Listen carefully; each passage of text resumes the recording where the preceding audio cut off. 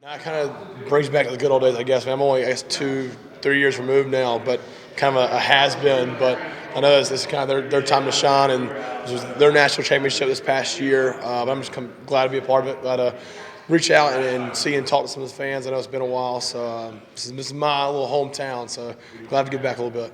Do people recognize you on the street? Do you get stopped? I'm growing the beard out a little bit, so kind of, but I've slimmed down. I mean, I look like just a frat boy, so I'm barely 6 foot, so I can blend in a lot more than Christian or Clee would. But if I grow the beard out, kind of, but just 'cause I'm a normal looking guy, so I blend in more than most. Speaking of Clee and all those guys, you're getting to see them. How cool is it to get to kind of reconnect with those guys? No, yes, I saw. I talked to Kendall the other day.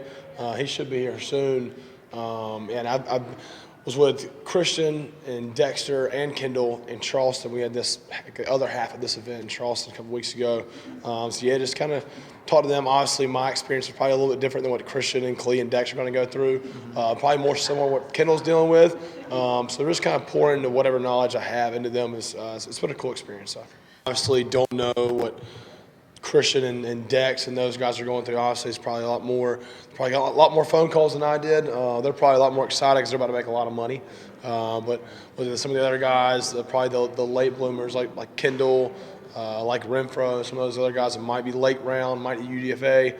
It's definitely a slow process, and especially on draft day. Well, for me, it sucked. Obviously, it might be the same situation for some of those guys.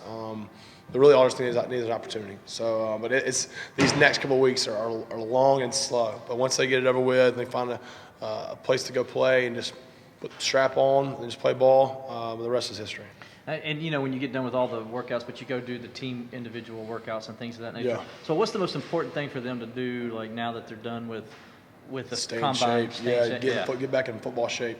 I was watching Kendall's interview the other day about he was training for the Olympics and all that stuff, and now you're playing ball. You definitely need to go into camp and be in football shape. And there's a difference. Then you get out in the sun, put some pads on, put a helmet on or something just to get ready because it's hot and you have pads on, all that stuff. It's different. So get in football shape and know your stuff. That's probably the two things that I'd had to tell me anything is those two. Okay, so then when they get drafted, they sign the free agent deal. What's that next step like? Shipped off. Yeah. Shipped off. I go through the rookie mini camp, which is relatively similar stuff. They're just doing some drills. I think the Panthers didn't draft any linebackers, so I was the only guy they signed for UDFA. They brought in like 7 or 8 guys for the rookie mini camp. So you're still competing with, obviously, I wasn't even drafted, so I'm still competing with these guys. And it's stressful. You got to know your stuff. You're going through the playbook. Probably you're only going through day 1, day 2 install, so it's relatively simple stuff.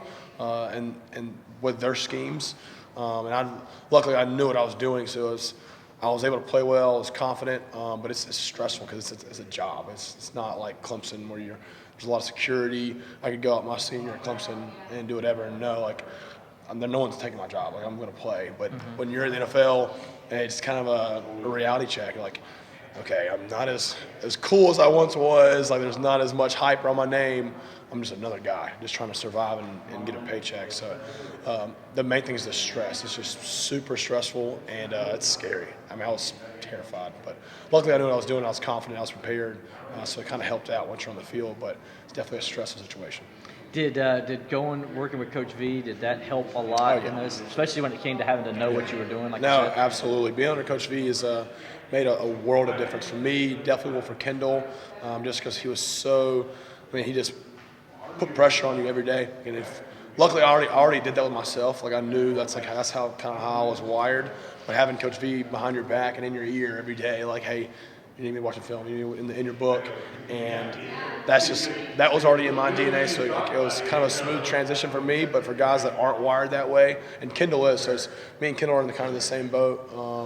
But it's having Coach V. He's the best D coordinator, one of the best LB coaches in the country. So it makes it a smooth transition.